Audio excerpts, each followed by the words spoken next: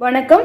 YoYo TV சேனல்ல நம்ம என்ன பார்க்க போறோம் அப்படின்னா கிச்சனுக்கு யூஸ்ஃபுல்லான சில டிப்ஸ் தான் பார்க்க போறோம்.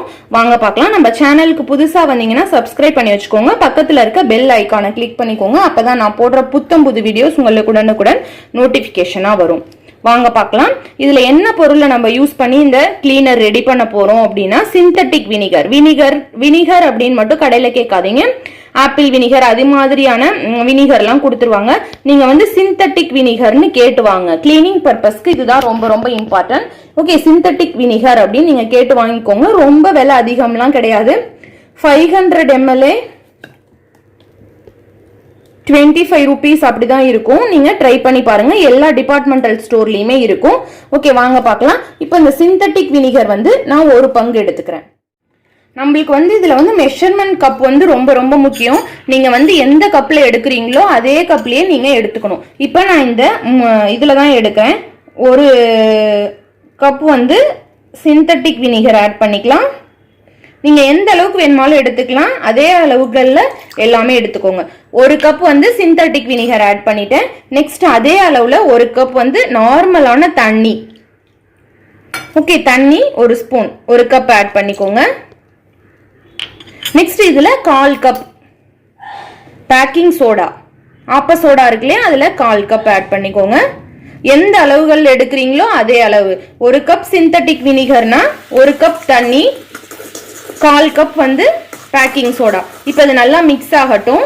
பாருங்க எப்படி நுரைச்சு வருது அதோட ரியாக்ஷன்.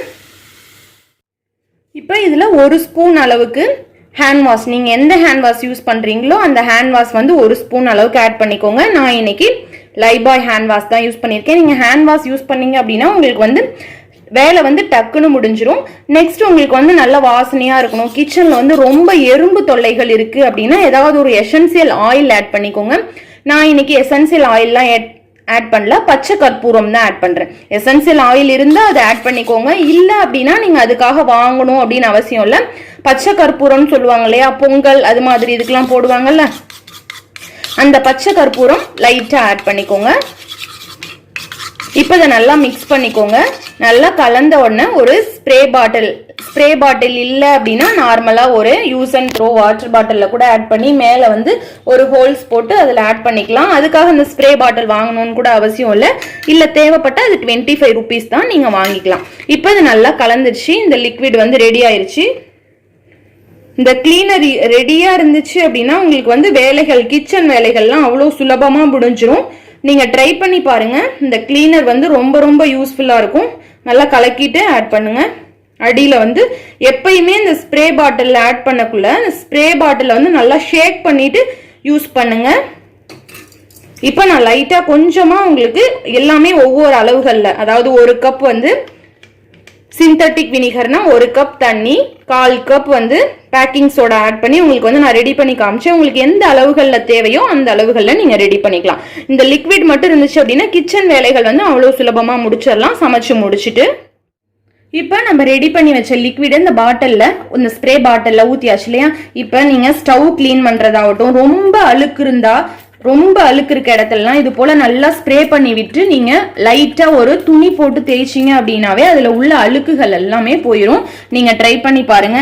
இது இல்லாம கவுண்டர் டாப், எதாவட்டும் கவுண்டர் டாப்ல ரொம்ப அழுக்கு இருந்துச்சு பாருங்க. இப்ப தொடச்ச இடத்துல ஒண்ணுமே இல்ல, லைட்டா தான் தேய்ச்சேன். இப்ப இந்த தொடச்ச இடத்துக்கும் இந்த தொடைக்காத இடத்துக்கும் பாருங்க உங்களுக்கு நல்ல டிஃபரன்ஸ் தெரியும். இந்த லிக்விட் வந்து ரொம்ப ரொம்ப யூஸ்ஃபுல்லா இருக்கும். நீங்க ரொம்ப கஷ்டப்பட்டு தேய்க்க வேண்டிய அவசியமே இருக்காது.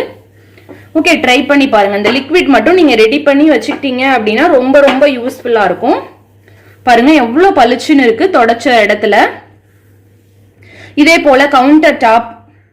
இப்ப இந்த இடம் எது அப்படின்னா ஸ்டவ் பக்கத்துல இருக்க அந்த டைல்ஸ் இருக்க இடம். இப்ப இந்த இடத்துல பருப்பு விசில்லாம் அடிக்கும் இல்லையா, அது போல சாம்பார் ஏதாவது தெரிச்சிச்சு அப்படின்னா இது மாதிரி இருக்கும். அந்த இடத்துலயும் இது போல நல்லா ஸ்ப்ரே பண்ணி விட்டு நீங்க வந்து தொடச்சி விட்டீங்க அப்படின்னாவே போதும். ஒண்ணுமே இல்ல, ஒரு ஈர கிளாத் வச்சு தொடச்சி விட்டா போதும், அவ்வளவு பளிச்சுன்னு ஆயிரும். பாருங்க உங்களுக்கே நல்ல ஒரு டிஃபரன்ஸ் தெரியும். தொடச்ச இடத்துக்கும் தொடைக்காத இடத்துக்கும் நீங்க ட்ரை பண்ணி பாருங்க.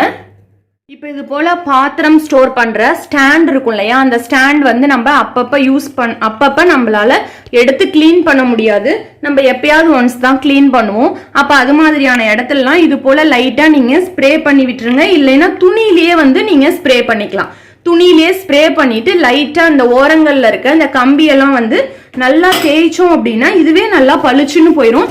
நீங்கள் கழட்டி தான் வந்து அந்த சோப்பு லிக்விடோ இல்லை எதுனாலும் போட்டு தேய்க்கணும் அப்படின்ற அவசியமே இருக்காது. இது போல நீங்க லைட்டா வந்து ஸ்ப்ரே பண்ணிட்டு நீங்க இந்த கிளாத்ல தொடச்சாவே போதும், ரொம்ப பளிச்சுன்னு ஆயிரும். பாருங்க, இந்த டிப்பும் நீங்க ட்ரை பண்ணி பார்க்கலாம். பாருங்க இப்ப எவ்வளவு பளிச்சுன்னு ஆயிடுச்சு. பாருங்க, இது போல ஸ்டோர் பண்ணி வைக்கக்கூடிய பாட்டில்ஸ், பிளாஸ்டிக் பாட்டில்ஸ், கண்ணாடி பாட்டில்ஸ் எதாகட்டும் மேல மூடியில மட்டும் ரொம்ப அழுக்காயிரும். இப்ப இந்த மூடியில பாருங்க எவ்வளவு அழுக்கு இருக்கு. கையில நான் எடுத்து காமிக்கிறேன். பாருங்க இந்த அளவு அழுக்கு இருக்கு. அதுக்கு இந்த ஸ்ப்ரே மட்டும் இருந்தா போதும். லைட்டா நீங்க மேல ஸ்ப்ரே பண்ணி விட்டு லைட்டா இது போல ஒரு ஸ்ப்ரே பண்ணிட்டு இந்த துணியால மேல லைட்டா தொடச்சி விட்டுட்டீங்க அப்படின்னா போதும். அப்பப்ப எடுத்து கழுவணும் அப்படிங்கிற அந்த ப்ராசஸ் வந்து நம்மளுக்கு தேவையில்லை. இந்த ஸ்ப்ரே இருந்தா போதும். நல்லா பளிச்சுன்னு ஆயிடுச்சு. பாருங்க எவ்வளவு பளிச்சுன்னு இருக்கு. இந்த டிப்பும் நீங்க ட்ரை பண்ணி பார்க்கலாம். ரொம்ப ரொம்ப யூஸ்ஃபுல்லா இருக்கும். அதே போல கவுண்டர் டாப் எல்லா இடத்துலயுமே இந்த ஸ்ப்ரே பண்ணி விட்டு லைட்டா தேய்ச்சி விட்டாவே போதும். நல்லா இது போல நல்லா ஸ்ப்ரே பண்ணி விட்டுட்டு நல்லா கவுண்டர் டாப்பை தொடச்சோம் அப்படின்னா நல்லா பளிச்சுன்னு ஆயிரும். இந்த டிப்பும் நீங்க ட்ரை பண்ணி பார்க்கலாம். ஓகே ஃப்ரெண்ட்ஸ், இந்த வீடியோ பிடிச்சிருந்தது அப்படின்னா மற்ற ஃப்ரெண்ட்ஸோட ஷேர் பண்ணிக்கோங்க. நம்ம சேனலுக்கு புதுசாக வந்தீங்கன்னா சப்ஸ்கிரைப் பண்ணி வச்சுக்கோங்க. இந்த வீடியோ பிடிச்சிருந்தா ஒரு லைக் பண்ணிக்கோங்க. தேங்க்யூ.